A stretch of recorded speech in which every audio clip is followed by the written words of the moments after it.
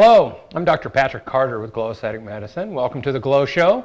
Today joining me is Dr. Dan Milam. He's an orthopedic surgeon who has more recently gone back. Part of his education and training is going to be doing dermatology at the Colorado Dermatology Institute here in Colorado Springs. Today we're going to be talking about skin cancers and all the different types of skin cancers, the different lesions, what could be confused as skin cancer, and all the different concerns and what we do with them. So please join us and introducing Dr. Dan Milam. Dan, welcome to the show. I know we were talking a little bit earlier, all the different types of skin cancer. What are things that people really need to keep an eye out for, and what questions are most common that you see in your practice? Certainly anything that's growing, changing, or evolving, something that didn't used to be there, or something that used to be there but was a lot smaller and has now suddenly gotten quite a bit larger, or changed color, gotten darker or lighter. And the other thing that most commonly gets overlooked is the lighter red or pink spots. Interesting. Just now, obviously, I know the biggest question, and even when in family practice, when I was practicing for a number of years, people would always come in and just have worries, concerns. Obviously, saying something pink, is that the big question? Is it just pink, or is it a little bit more? No, that's a great question. There are a lot of red or pink bumps that will show up, if you will, on your skin from time to time, and people shouldn't really panic about those. The problem is when you have a red, pink bump or lesion that's been there for a month, 2 months, 6 months, it's probably not just a pimple. Understand. And sometimes those need a little more observation. So really it's something that's not going away. Obviously, if we have an area that it comes up and we're sort of concerned about it, but let's say within a month it goes away and it looks completely normal about it, is that something we really need to get checked and looked at? No, not at all. Not at all. It's the persistent lesion, the bump, the one that's been there for a couple months, occasionally will bleed on you, doesn't seem to hurt, but will just not go away. Gotcha. I know I've had patients ask me this, and maybe you can reiterate a little bit better. Are all skin cancers treated equal and are pretty much all fatal? Obviously, I know there's some of them that are really pretty bad and people really worry, but tell us a little bit about the different types. No, that's a great question as well. They are not all created equal, and very few of them are fatal. The big scary one that most of us discuss is that of melanoma, and that one does have a tendency to metastasize, if you will, and does not necessarily respect any age group. Sometimes certain skin cancers, like our lower grade forms of a basal cell or a squamous cell, are associated with long-term sun exposure and excess UV radiation. The melanoma doesn't always follow that protocol, and sometimes we see that in a younger patient group as well. The vast majority of skin cancers, however, are not fatal. They can be locally invasive and get a little larger and require sometimes excision for treatment.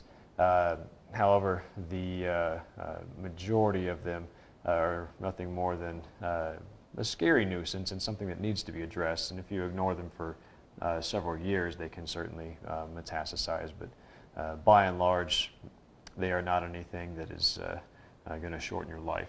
Melanoma, on the other hand, is a different story. Yeah. Understand. And obviously, let's go through a couple of the different ones. And obviously, probably starting, what is the most common one? Sure. The most common by far of the non-melanoma skin cancers would be a basal cell carcinoma. And that often happens on our sun-exposed areas of the head and neck, face, arms. And that also, thankfully, has the lowest metastatic rate and is not likely to kill you. So nobody wants cancer, but if somebody pinned you down and said you have to get a cancer, that's the one you want. And as you said, it's the most common one around, so obviously there's quite a few people in getting it and obviously treating it. And I know a lot of times with basal cells, correct me if I'm wrong, as you said, nobody really rarely ever dies from them. When we're excising them, is it one that's relatively easily done? And if so, the different stages, and I guess where do we, and at what extreme do you have to go to? Okay, for the most part, excision is curative. You need to look at it under the microscope and make sure you got it all. There are also other ways of treating basal cells because there are different forms of basal cell cancer. Some of the more superficial forms can be treated without the traditional cut and stitch type surgery. Some of the ones that are a little bit more aggressive in behavior or deeper do require a surgical excision. And in answer to the second part of your question, when it affects a very cosmetically sensitive area around the face, head, or neck, you don't want to go take a large amount of tissue surrounding the lesion. You want to take only what is necessary to leave the smallest scar and the most cosmetic, the best cosmetic appearance. Gotcha. Now, is that where Mohs surgery comes in? And that's exactly where Mohs surgery comes in. Why don't you quickly tell us, what is exactly Mohs surgery, and for the listeners, and what does it entail, and where did that name come from? Mohs surgery comes from a gentleman named Frederick Mohs, who's been who described this technique many years ago. And essentially what it is a little bit longer process than a traditional cut and stitch, but ultimately involves the same thing. What we do is we do stages. In the first stage, you take just what the lesion appears like from the outside in, looking at you from the outside. We'll take a little sample of that skin, process it, put it under a microscope, map it out.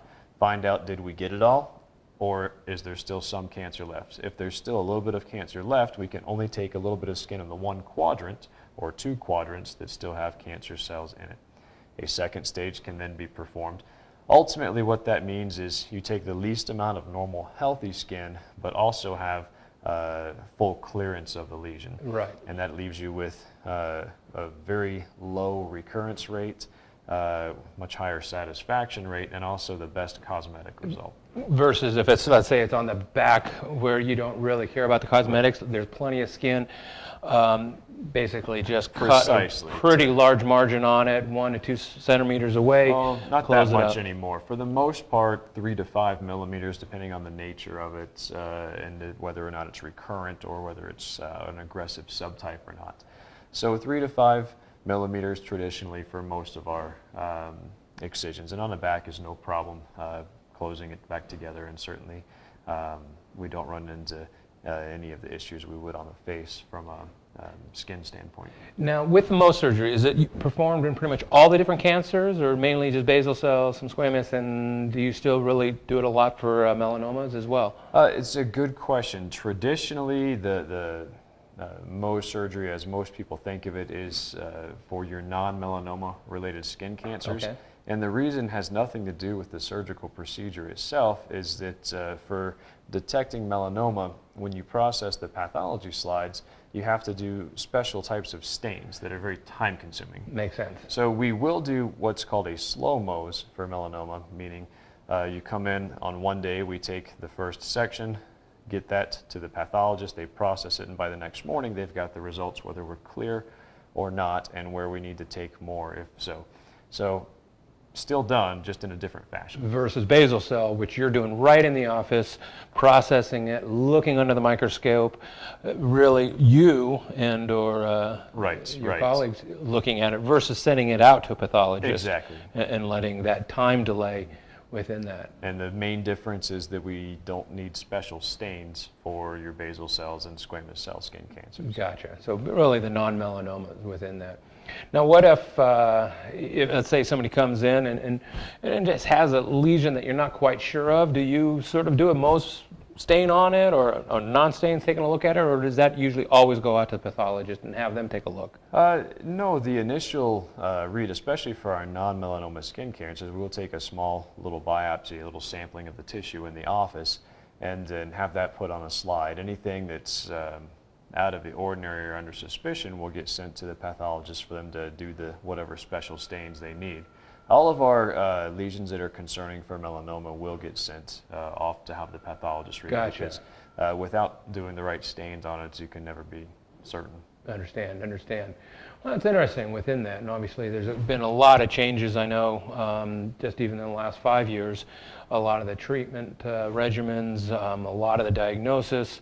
Obviously Mohs has been around for a while, and I know it's getting more and more popular within the different dermatologists doing that procedure.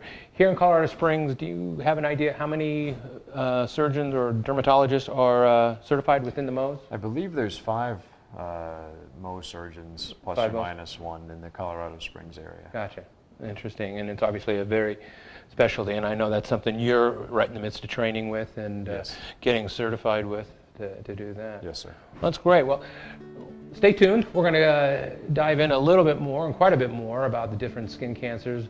We're going to go ahead and start showing some pictures as well of some of the precancerous ones and stuff that sort of gets confused with it. I know there's a whole array of lesions that can sort of mimic some of the skin cancers, look like them, and we'll take a look at those. So stay tuned. We'll be right back.